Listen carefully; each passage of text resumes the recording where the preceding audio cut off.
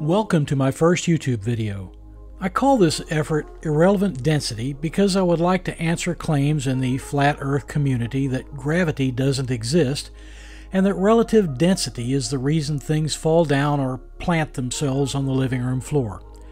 The theory, which we'll show is not supported by observation, is that Newton's apple fell from the tree because it was more dense than the air surrounding it. That's not how the world works. Relative density is an incomplete explanation of buoyancy, and it's a completely inappropriate substitute for gravity. Gravity is a force that acts on mass without regard to density.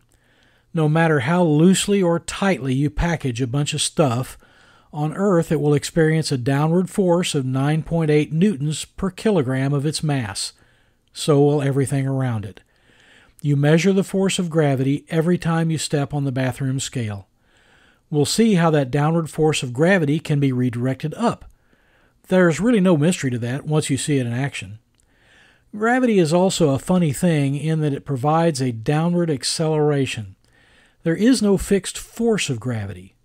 Go on a diet, not a bad idea for many of us, and you start producing less force on those scales every morning. Pig out on pizza, you're gravity's best friend, but gravity didn't change. You did. Gravity is a constant acceleration on Earth of 9.8 meters per second squared. How much force comes from that is set by how much mass it's acting on. Density is an interesting yardstick. It has a place, but density relationships do not create forces. Those who say relative density causes what most folks call gravity are stopping short of a complete explanation. In fact, the upward buoyant force experienced by an object submerged in fluid is unrelated to the density of the object or its weight. Hear me out if that doesn't sound right. Evidence is forthcoming, but we don't need to perform lengthy scientific experiments. No math is required or presented, but you should realize you can't escape math. If you see two kids balanced on a seesaw at the park, you're not just looking at a couple of happy kids. You're looking at an equal sign. That's math writ on the physical world, and sometimes that's all it takes to see the general nature of things. Let's take a look at three different objects, ballasted so they have individual and distinct densities. All three have the same volume within the limits of manufacturing quality control. All three weigh different amounts. To fit common usage, I'm going to cite weight and force in the units indicated on my scale. It reads in grams, which are properly units of mass, not weight or force. Divide indicated grams by 98 to convert to newtons if you would like, but I'm just going to use the numbers on the scale for clarity's sake. The least dense of our three test objects is empty of anything save air. It indicates 17 grams. Our middle density object is about half full of BBs and indicates 269 grams on the scale. The most dense of our three test objects is chock full of BBs and tips the scale at 507 grams. We'll measure the buoyant force each of these objects experiences with a glass of water. As you can see, it weighs 667 grams, but that doesn't matter. In fact, let's zero the scale to keep things simple. We'll start with our least dense object. It weighed 17 grams. Note that when I set it down in the water, the glass shows a weight increase of 18 grams. This is a cheap scale, and at one point the scale reads the expected 17 grams. To the best of Walmart accuracy, setting an object that will float on top of the water adds its weight to the scale reading. Watch what happens when the object is submerged by pushing it underwater. The weight goes up by 123 or 124 grams, and that's pretty easily explained. When I pushed the object underwater against its tendency to float, I was pushing down against the scale as surely as if I'd pushed directly on it, and the weight didn't just come out of nowhere. When I was standing beside the scale, my full weight was supported by the floor. As I leaned a little on the object I was submerging, I transferred 124 grams from my weight to the object, through the water, to the scale, against the cooktop it's sitting on, and eventually back to the floor. The floor is still supporting my weight, the stove, the scale, the water, and everything you see here. When I pushed down on the floating object, I redistributed weight. I didn't create any. Note that as the object is submerged and retrieved, the level of water goes up and down. More on that in just a moment. Now let's submerge the middle density object. It has the same volume, but it weighs 269 grams, and it has a tendency to sink. When I allow it to settle below the surface of the water, the weight goes up by the same 124 grams as caused by the less dense object. This time, I'm holding the object up, but once it's in the water, I'm not having to lift as much. The first object took 124 grams of push, counting its own weight. This one requires 124 grams less lift to hold it in a position where it's submerged, but not touching the sides or bottom of the glass. In both cases, the measured weight of the glass increases by 124 grams. Finally, let's dunk the most dense object, the one full of BBs and weighing 507 grams. The readings vary a little, but it settles at 124 grams. Within the precision of this cheap scale, that's the same added weight as the other two objects. Now let's set the object on the bottom. The least dense object, when left to fend for itself, added its 17-gram weight to the weight of the glass. This shows an added weight of 505 grams, not quite the full 507 we originally measured. But notice when I take the object out of the water, the scale doesn't return to zero. It shows minus 2 grams. I attribute this to water lost by submerging and retrieving the objects and to drift in the scale. Let's re-zero the scale and see what we get.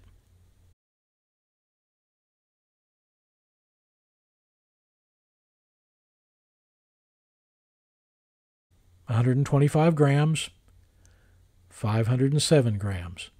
It's a cheap scale, but pretty darn close. We've already seen that all three objects lend the same additional weight to the water when they are held in place within the volume of the water. Let's take it a step further. Keep in mind how we see the water level rise and fall as we submerge and retrieve the objects, always seeing about 124 grams of added weight. I'm pushing against the buoyant force on these objects, and it is the same 124 grams regardless of their density. That added weight comes from the level of water going up. By submerging any of these objects, I'm lifting the water level by the same amount. Since the three objects have the same volume, each one lifts the same volume of water as I press it down, or allow part of its weight to submerge it in the case of the heavier objects. The force required to lift the water level is the same whether I pick it up in a cup or if I lift it by submerging an object in it. We should test that. We shall start with a full glass. I've colored the water with grape juice to make it easier to see. I believe the fluid is about 90% water and 10% grape juice, which itself is mostly water. The purple fluid you see is so close to the density of water, you'd need to have more accurate instruments than I've got to tell the difference. The full glass is sitting in a bowl because my wife doesn't know I'm using her stove like this. No forensic evidence will be left behind. This isn't just physics. This, I'm proud to say, is the perfect crime. I'll add enough grape juice to fill the glass. If you look closely, you can see a meniscus or surface warp slightly higher than the lip of the glass. It is completely full. In fact, there was a little bit of spillage from the last bit of grape juice added. Now I'll dunk one of our test objects. All of them exhibit different relative density to water, yet all three have the same buoyant force.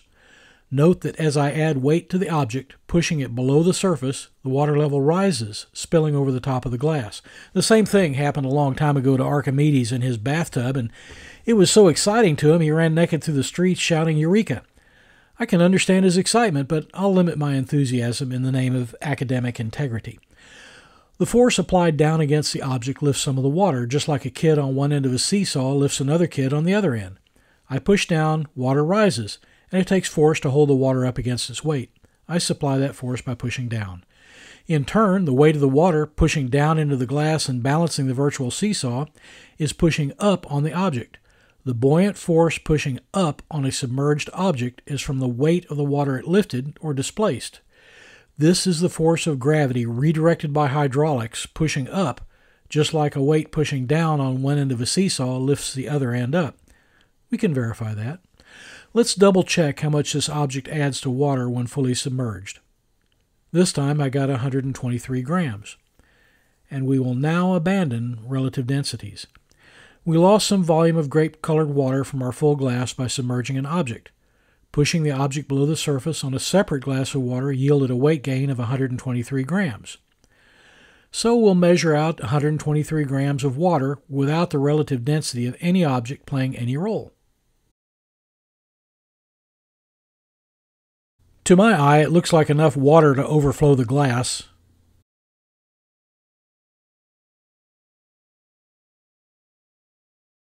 But no, it fits perfectly.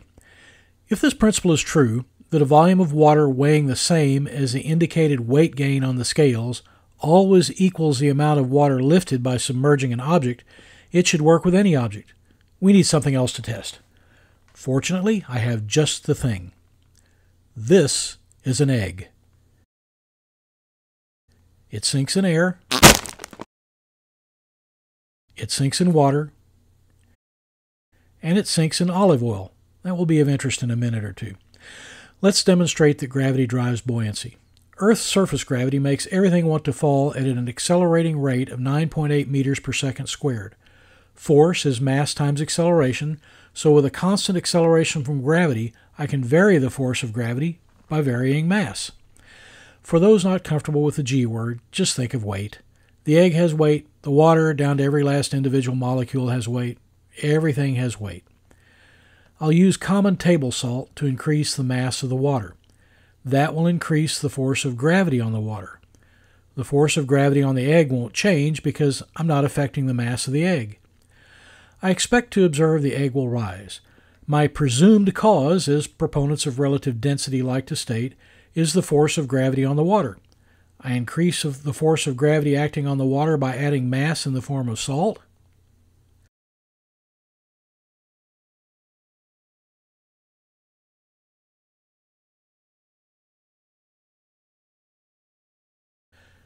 And the egg rises. But could it actually be relative density?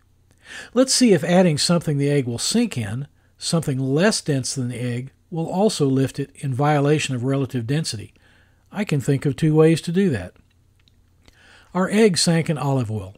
It floated in salt water. The egg in the medium of olive oil sinks, right? As the density of the medium goes up, things start to float. As the density of the medium goes down, things start to sink. Here's a review. The egg is on the bottom of a glass of fresh water. Add salt, it rises. Reduce the density of the medium by mixing in more fresh water, the egg sinks. The egg sinks in olive oil. Egg touching olive oil means sink in the relative density zoo. Here we have our egg floating in salt water. Off camera to the left, I've got a laser zip-tied to a tripod aimed so it's clipping across the top of the egg. Now I add olive oil. Note that the level of the salt water does not change because the olive oil is piling up on top of the water.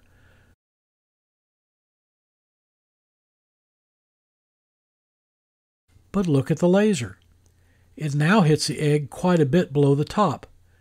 The egg has been lifted by olive oil, yet the egg will sink in olive oil. This is a relative density mystery because what would sink an egg resulted in lifting it. In fact, the egg had to also lift some of the olive oil by displacing it. There are two possible explanations. On a flat Earth, an egg's cries for help would resound infinitely over the plain due to some kind of acoustic perspective. Eggs would evolve to struggle up in olive oil so they could screech for mama. Some would say screeching for mama is consistent with flat Earth philosophy. But since rampaging chickens always come into view over the horizon beak first, I conclude the Earth is round. Acoustic perspective is a filmmaking term that has no bearing on this question. I remain unpecked by angry hens, so I conclude there is some other reason the egg rises. There is, of course, another reason, and the olive oil doesn't change the mechanism by which the egg floats. There is nothing new going on here at all. But like failing to see the curve of the Earth by crude observation, we didn't look closely enough at how the egg floated to begin with.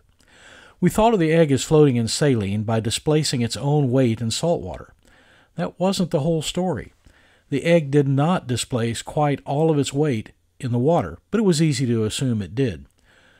The whole volume of the egg matters. It displaced most of its weight in saline and a wee tiny bit of its weight in air. The weight of the saline it displaced, plus the weight of the air it displaced above the waterline, precisely equaled the weight of the egg. High-precision scales, the kind that cost as much as a Camaro, have to compensate for the buoyant force of air. Imagine the egg forced to the bottom of the container of saline and olive oil against its need to float. release the egg. It rises all the way up to the upper extent of the saline. If it encounters air, there is almost no additional buoyant force from rising further. It stabilizes with the saline supporting practically all of the egg's weight. If, however, it moves out of the saline up into olive oil, it still experiences a buoyant force. It's not enough force to lift the egg completely out of the saline, but it reduces how much of the egg's weight the saline has to support. Less weight to support, less displacement. The egg floats higher when it encounters a density boundary because of where its weight is being supported. But there is no force from relative density. Think about it. An egg sinks in olive oil because of density. An egg rises in olive oil because of density. Both cases are tied to a common thing, weight distribution from common forces produced by acceleration. The egg doesn't move from any force of relative density. It moves up or down from the force produced by gravity. I'll describe this phenomena with greater precision, complete with the simple math that describes it, in my next video, Floaters and Sinkers, Chicken Fried Logic. Hint, buoyancy disappears in 0G. The only way to calculate where the egg floats in 0G requires division by 0. Buoyancy doesn't work in 0G in the real world, and math doesn't allow a way to describe buoyancy in zero gravity.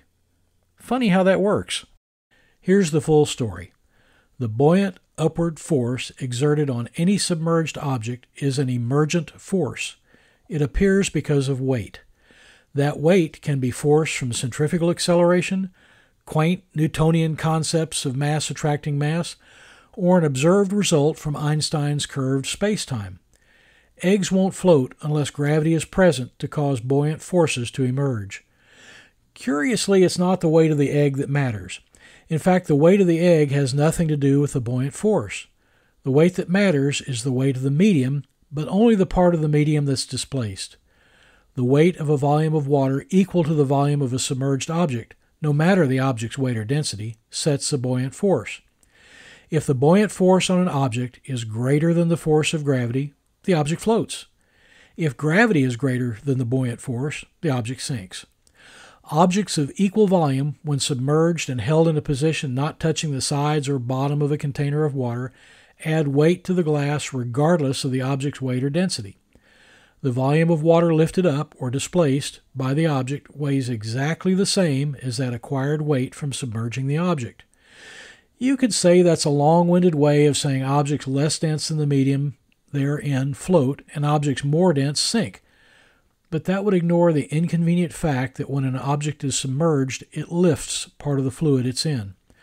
The buoyant force appears because the lifted, displaced fluid has greater potential energy because it's been lifted against its weight.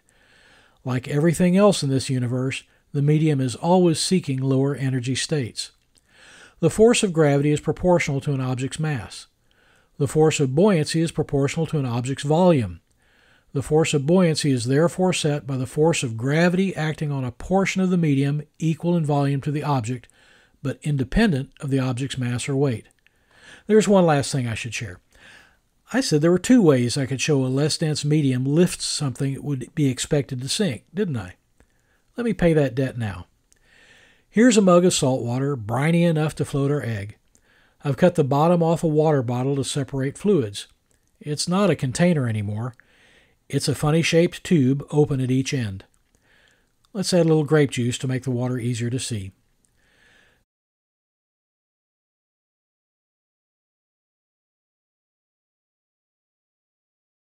The egg goes in the tube and into the saline where it floats as expected.